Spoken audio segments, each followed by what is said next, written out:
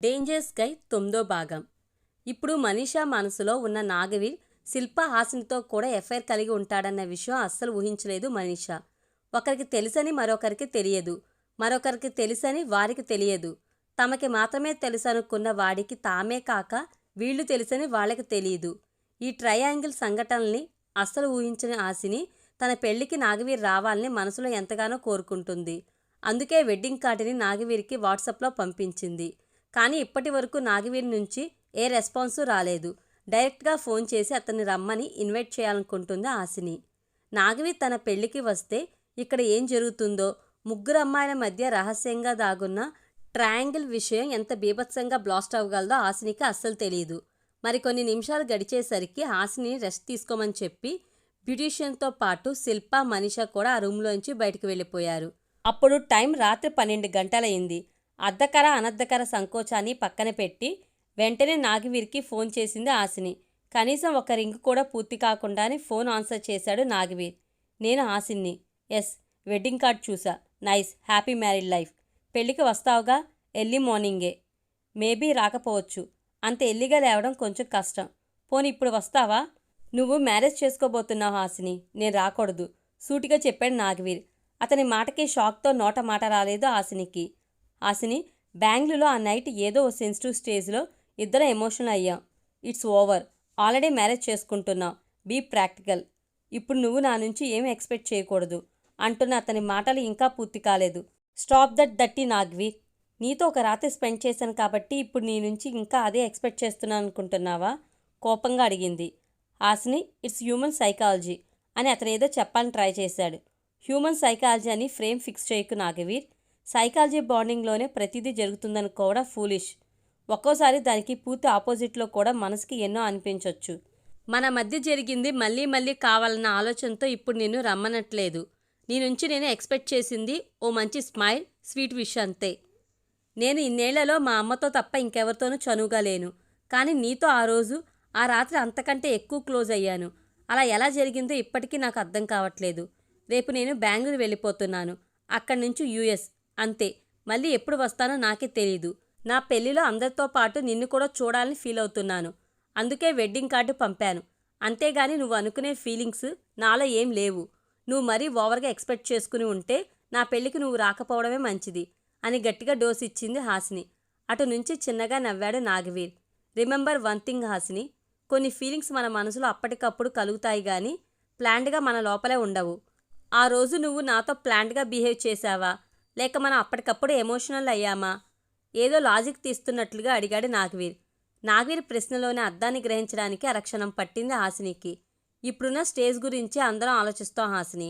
But next ఏ స్టేజ్లోకి వెళ్తామో కొన్ని అనుభవాలు మనకి నేర్పుతాయి. నువ్వు ఎప్పుడు సాటిస్ఫైడ్గా ఉండాలని కోరుకుంటున్నాను. Happy married life. Wishes from your well wisher. Bye అన్నాడు నాగవీర్. ఆ మరుక్షణమే ఫోన్ లైన్ కట్ అయింది. సెల్ ఫోన్ వంక నమ్మలేనట్టుగా చూస్తుండిపోయింది హాసిని. నాగవీర్ మాటలు ఆమెని చాలా కన్ఫ్యూజ్ చేశాయి. మానసిక స్థితి గురించి తనకి తెలియనిదేదో అతను చెప్పినట్టుగా అనిపిస్తుంది. ఫోన్లో హాసినితో అలా మాట్లాడాడు కానీ ఆ తర్వాత నిశ్చింతగా నిద్రపోలేకపోయాడు నాగవీర్. తన జస్టిఫికేషన్కి హాసిని ఫీలింగ్స్కి మధ్య ఏదో పొతకని ఫీలింగ్ ఉందని స్పష్టంగా అర్థమవుతుంది. అంతే. గబగబా లేచి ఫ్రెష్ అయ్యాడు. ఆ టైంలో వస్తున్న శబ్దాలకి అనుమానంగా నిద్రలేచొచ్చింది నాగవీర్ తల్లి మృదుల. హడావిడిగా రెడీ అవుతున్న కొడుకుని చూసి ఆశ్చర్యపోయింది. వీరు, ఎనీ ప్రాబ్లం? వెంటనే కంగారుగా అడిగింది. నో మామ్, గ్రాండ్ మాని చూడాలనిపిస్తుంది, అందుకే. ఈ టైంలోనా? ఇప్పుడు బయలుదేరితే మార్నింగ్కి చేరుకుంటా. బాయ్ మామ్ అని చెప్పి ఇంట్లోంచి ఎంతో వేగంగా బయటకొచ్చాడు నాగవీర్. కార్ని ఒక్కసారిగా గేట్లోంచి బయటకు దూకించాడు. ఆకాశం మబ్బులతో ఉండి చల్లగాలు వీస్తున్నాయి. నాగవీర్ కారు తల్లికి చెప్పినట్టుగా సుబ్రహ్మణ్యంపురం వైపు కాకుండా దానికి రివర్స్లో సిటీ స్ట్రీట్స్పై మెత్తగా దూసుకుపోతుంది. 10 నిమిషాల హాసిని వెడ్డింగ్ కార్డులో ఉన్న అడ్రస్కి చేరుకున్నాడు నాగవీర్. బయట హాసిని వెడ్స్ కమల్ అనే పూలతో అందంగా డెకరేట్ చేసిన వెడ్డింగ్ బ్యానర్ కనిపించింది. కారు దిగి మంటపం వైపు అడుగులేశాడు. సరిగ్గా అప్పుడే ఒక్కసారిగా అందరూ కుర్చీలోంచి లేచి మండపం మీదకి అక్షంతలు జల్లుతున్నారు. ఆ మనుషులు అడ్డుగా ఉండటంతో నాగవీర్కి హాసిని కనబడలేదు. తాను ఈ టైంలో హాసిని దృష్టిలో పడడం కరెక్ట్ కాదనిపించింది మళ్ళీ. అంతే. అక్కడి నుంచి గిరున వెనక్కి తిరిగాడు. గబగబా కారు దగ్గరికి వచ్చేశాడు నాగవీర్. ఆ వెంటనే అతని కారు ఈసారి సుబ్రహ్మణ్యంపురం వైపు ఎంతో వేగంగా దూసుకుపోయింది.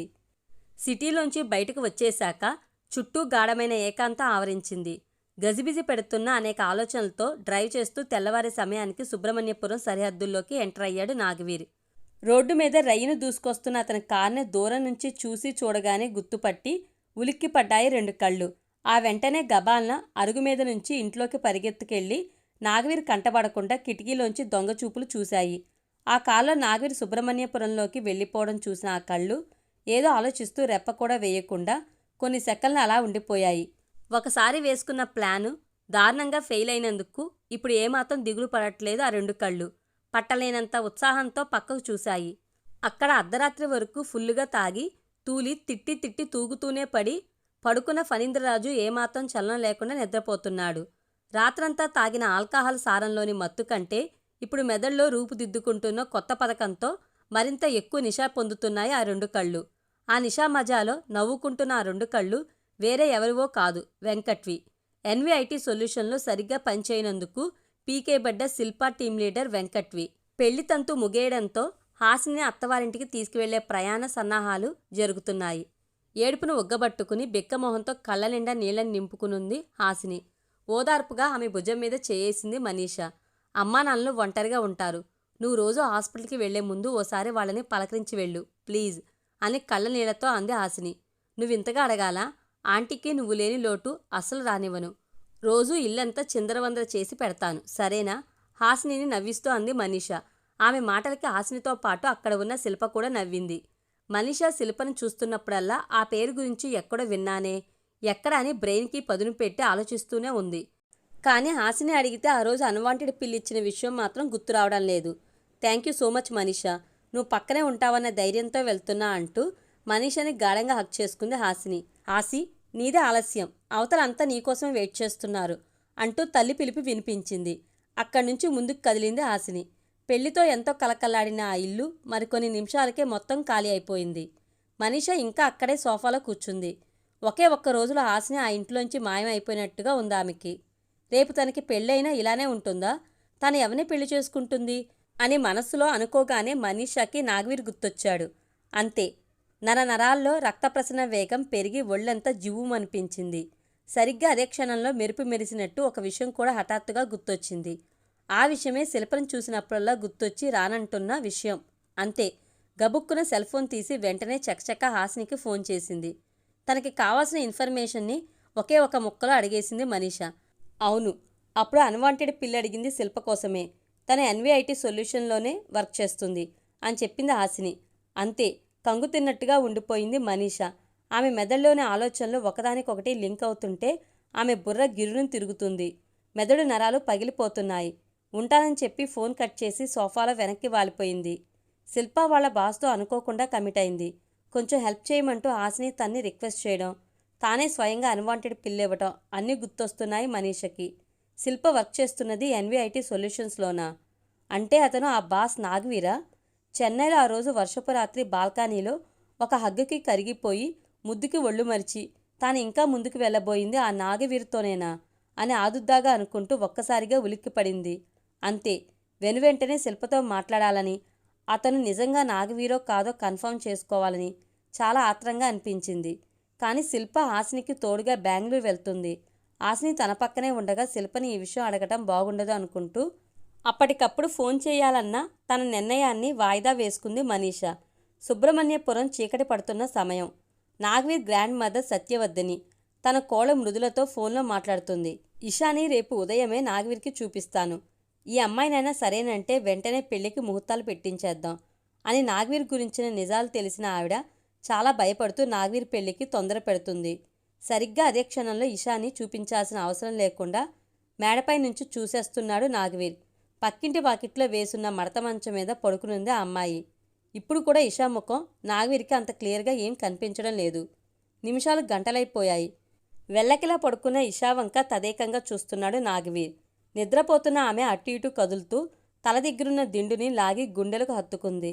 అంతే, నిద్రలో ఆమె 2 చేతుల మధ్య నలుగుతున్న తలగడని చూడగానే అదోలా అయిపోయాడు నాగవీర్. తనకు తెలియకుండానే చకచకా మెట్లు దిగి కిందకి వచ్చేశాడు. కింద ఎవరూ లేరు. అతను చేస్తున్న ఈ పని సాహసం కాదు, స్టూపిడిటీ అని ఆలోచించే సమయాన్ని కూడా ఇవ్వలేదు అతనిలోని బలీయమైన కోరిక. నరనరాన రక్తం ఒక్కసారిగా పరుగులు తీసింది. అంతే, కొన్ని సెకన్లలోనే పక్కింటి గోడవతలకు దూకేశాడు. గాఢ నిద్రలో ఉంది ఇష. మెల్లగా దగ్గరికి వెళ్ళి వంగి ఆ అమ్మాయి ముఖాన్ని దగ్గరగా చూశాడు నాగవీర్. ఆమె తలలోంచి సన్నజాజుల పరిమళం గుప్పున వచ్చింది. మరి కొంచెం వంగి గాఢంగా ఆ సువాసన పీలుస్తూ ఇంకా మత్తెక్కిపోయాడు.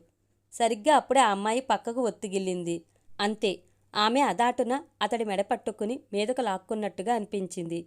ఉలిక్కిపడి చూశాడు నాగవీర్. మోహం మత్తులోంచి ఒక్కసారిగా బయటికి వచ్చాడతను. అతని మెడలోని గొలుసుకున్న లాకెట్ ఇషా జుట్టులో చిక్కుకుని కనిపించింది. ఇప్పుడు ఏ కొంచెం కదిలినా ఆ అమ్మాయి నిద్రలేస్తుంది. క్షణంపాటు ఏం చేయాలో తోచలేదు నాగవీర్కి. సరిగ్గా అప్పుడే ఇషా కొంచెం కదులుతూ గుండెల నిండా గాఢంగా ఊపిరి తీసుకుంది. ఆ అమ్మాయి మెదడు కొంచెం అలర్ట్ అయ్యే స్థితిలోకి వస్తుందని గ్రహించాడు నాగవీర్.